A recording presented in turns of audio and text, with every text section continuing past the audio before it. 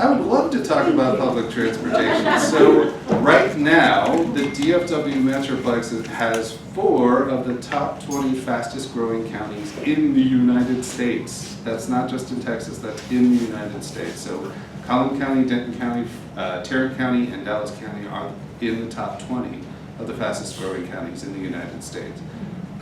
I myself am very concerned about carbon intensive methods of transportation. Those upset me. When I do take the train to work myself because I live in Euless, about 5 minutes away from the Bell Helicopter train station. Take the TRE into Dallas, into downtown Dallas where I work. And I love it.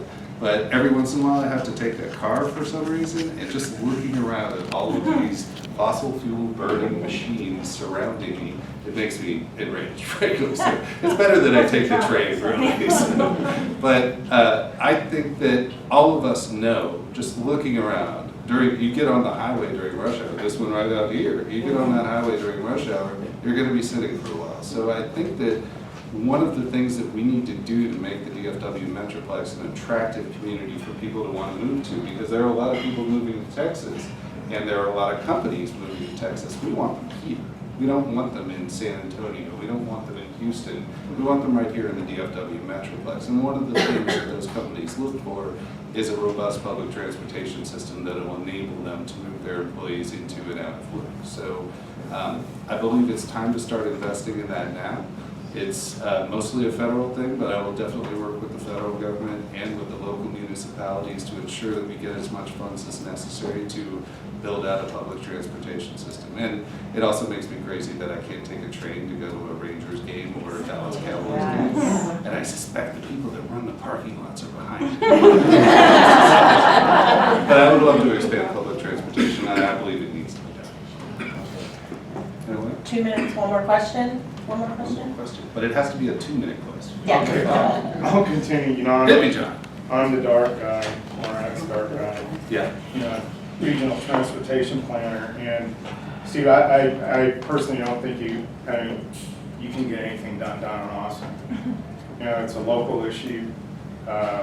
What would you do to get the Euless, the Bedford, the South Lakes, the Colleyvilles on board to pay for, and let's face facts, public transportation is highly subsidized.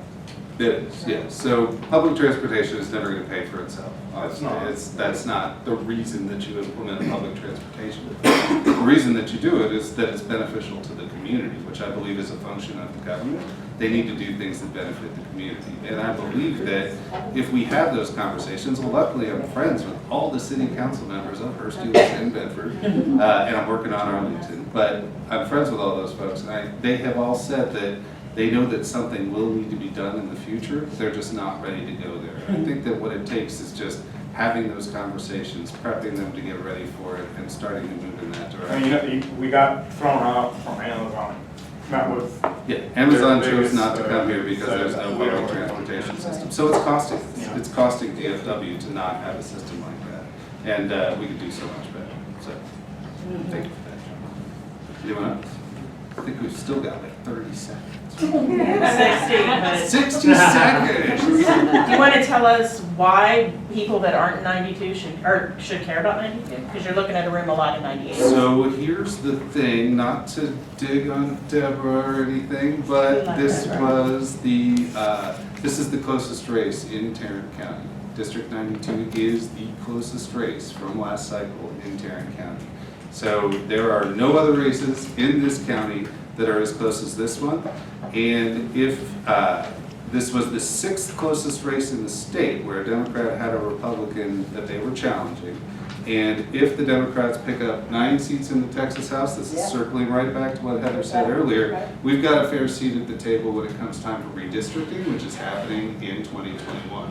So if the Speaker of the House is a Democrat, which will happen if we pick up 9 seats, again, mine was the 6th closest, so 6 is less than 9, that means that we can redraw maps that favor the entire state of Texas and that truly represent our communities in this state, rather than having the politicians selecting their voters. We will have voters selecting their politicians which does so much great stuff. I only have 60 seconds, so I can't tell you all the great stuff that it does. But all of the political divisions that you see right now are a product of gerrymandering. The reason we are becoming so politically tribal is because we are all being removed into districts that have just uniformity. Imagine what kind of legislature we would have if every district was a 50-50.